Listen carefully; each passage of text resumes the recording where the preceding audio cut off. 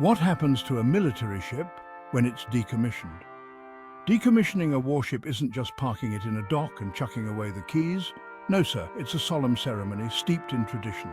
Imagine this. Sailors in crisp whites, flags fluttering in the breeze, a mournful bugle call echoing across the harbour. The ship, once a symbol of power, now stands still, decades of service etched on its hull. Battles fought, storms weathered, every dent, every scratch whispers a tale of duty and sacrifice. The captain, often the last to leave, takes one last glance at his command. You see, for him, it's not just a hunk of metal, it's a home, a comrade. And then, with a final salute, the ship's flag is lowered, a poignant symbol, the end of an era. Now, once the tears have dried and the dignitaries have buggered off, the real work begins. First things first, those weapon systems, guns, missiles, torpedoes, gone.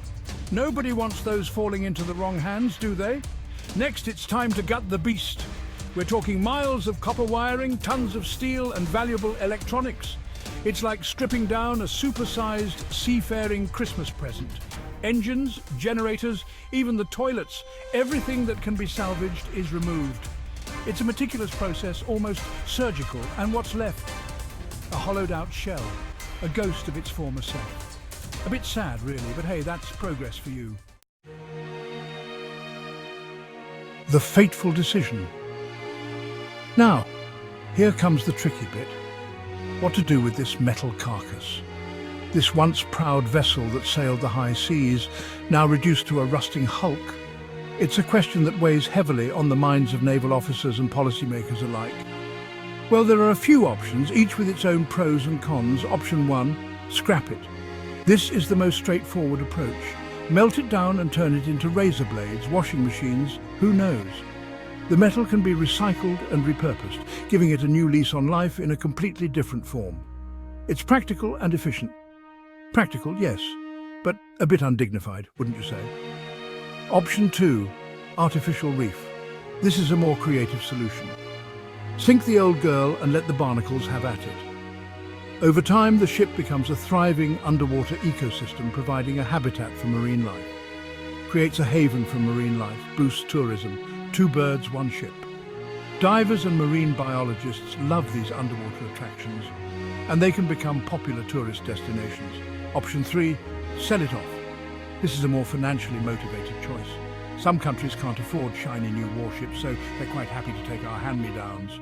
These ships can still serve a purpose in less demanding roles or in navies with smaller budgets. Cash in our pockets and a bit of military clout for our allies. Win-win.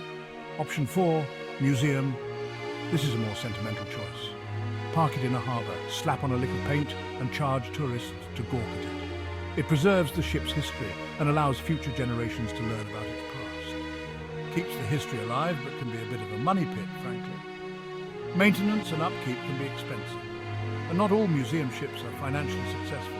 And lastly, the nuclear option, sunk as a target. Sounds brutal, doesn't it? This is the most dramatic and final option, but it gives our boys in uniform some valuable target practice. It allows the Navy to test new weapons and tactics in a real-world scenario. So, which is it going to be? The decision is not an easy one and involves careful consideration of many factors. Depends on the ship, the budget, and a healthy dose of political manoeuvring. Each option has its own set of challenges and benefits, and the final decision often comes down to a combination of practical and political consideration. One thing's for sure, though, it's a decision not taken lightly. The fate of these ships is a matter of national importance, and the choice made will have lasting implications for the Navy and the country. Now, sinking a ship might sound harsh, but hear me out. Before it takes the plunge, it's scrubbed cleaner than a vicar's conscience. We're talking removing all hazardous materials here. Fuel, oils, asbestos, the lot. Then, with a final gurgle, the ship disappears beneath the waves. Down she goes to rest on the seabed. But this isn't the end, no sir. It's a new beginning. Fish move in, coral starts growing, and before you know it, you've got yourself a thriving ecosystem. Divers flock to explore these underwater wonderlands. The circle of life, eh?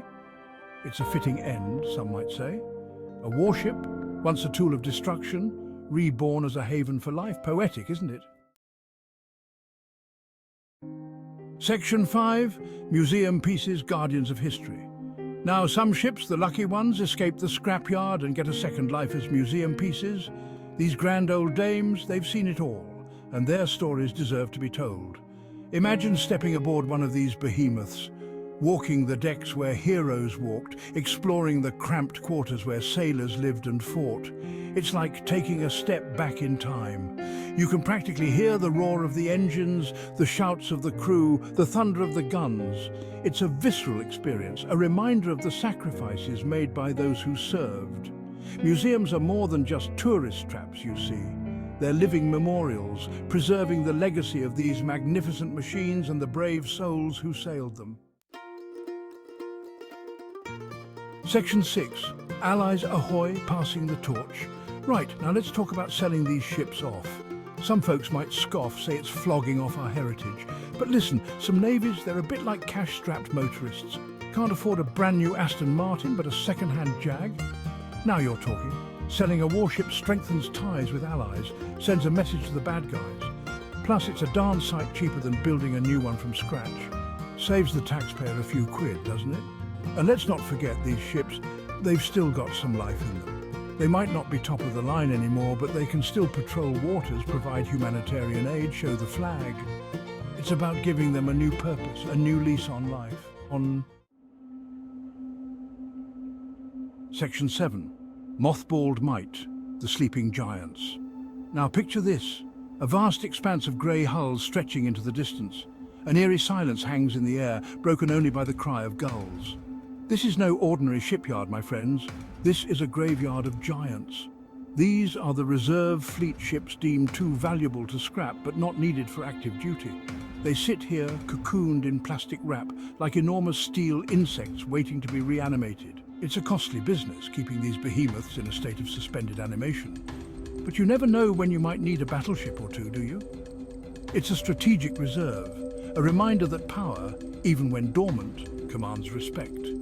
These silent sentinels stand ready should duty call. Section 8, a Scrapyard Symphony, the sound of demise. But let's be honest, for many ships, the final curtain call comes in the scrapyard. These vessels, once the pride of the seas, now find themselves in a place where their stories end. It's a brutal, unsentimental process. The ships, which once braved the fiercest storms and sailed across vast oceans, now face a different kind of challenge. Massive cranes swing like mechanical vultures, their steel jaws tearing into the ship's hulls. These cranes, with their immense power, make quick work of the once mighty vessels. The air crackles with the whine of cutting torches, the clang of metal on metal. Sparks fly as the torches slice through the thick steel, creating a cacophony of sounds that echo through the scrapyard. It's a symphony of destruction, a testament to the relentless march of time. Each cut, each tear, is a reminder of the impermanence of even the most formidable creations. It's hard to watch these once proud vessels being dismantled, their steel sinews laid bare. The skeletal remains of the ships stand as silent witnesses to their own demise. But there's a strange beauty in it too, a raw power in this industrial ballet. The coordinated movements of the cranes and torches create a dance of destruction, a choreography of chaos. And let's not forget, the metal from these ships won't go to waste. Every piece of steel, every bolt and rivet has a future beyond the scrapyard. It'll be melted down, recycled, given a new life in some other form. Perhaps it will become part of a new ship, or maybe it will be transformed into something entirely different. The circle of life and all that. In the end, the scrapyard is not just a place of endings, but also a place of new beginnings. The legacy of these ships lives on in ways we might not even imagine. Section 9. Environmental echoes, the afterlife of a warship. Right, now listen up, because this bit's important. Decommissioning a ship isn't just about economics or military strategy. It's about the environment too, you see. These ships, they're full of nasty stuff. Asbestos, heavy metals, PCBs, you name it, they've got it. Dump them in the wrong place and you've got yourself an ecological disaster. That's why there are strict regulations, international agreements, the whole shebang. It's about minimizing the impact, making sure we don't poison the planet for future generations. It's a huge responsibility, cleaning up after these metal monsters. But it's a responsibility we can't shirk, not if we want to leave the world a better place than we found it. Section 10, Farewell to the Iron Lady, A Sailor's Lament. This is a story that echoes through the hearts of many who have served at sea. So there you have it. The end of an era, the closing of a chapter in naval history. The decommissioning of a warship is not just a procedural event. It's a deeply emotional experience for those who have called her home. The life and death of a warship. From the moment she's commissioned, she embarks on a journey that will see her through countless missions, battles and voyages. Each scratch on her hull tells a story, each dent a memory of a challenge faced and overcome. It's a journey filled with triumph and tragedy, pride and sorrow. The victories celebrated on her decks, the losses mourned within her steel walls, all contribute to the rich tapestry of her existence. These ships, they're more than just machines, you see. They are the embodiment of a nation's strength and resolve. They carry the hopes and dreams of the sailors who serve on them, and the pride of the nation they protect. They're symbols of national pride, instruments of war, and for the sailors who served on them, their home. Every corner of the ship holds a memory, every deck a story of camaraderie and sacrifice. And when that final day comes, when the flag is lowered for the last time, it's a bittersweet moment. The ship that once roared through the seas now rests in silence, her duty fulfilled. There's sadness, of course, but also a sense of gratitude, of a job well done. Farewell, old girl. You've been a steadfast guardian, a reliable companion through stormy seas and calm waters alike. You've served your country well. Your legacy is etched in the hearts of those who served on you and the history books that recount your deeds. May your steel rest easy, whether it be beneath the waves, in a museum, or reborn in some new form. Each piece of you carries a fragment of history, a testament to your service. Your watch is over, but your legend lives on. In the annals of naval history, your name will be remembered, your stories told, and your spirit honored. The sea may claim you, but your legacy will forever sail on.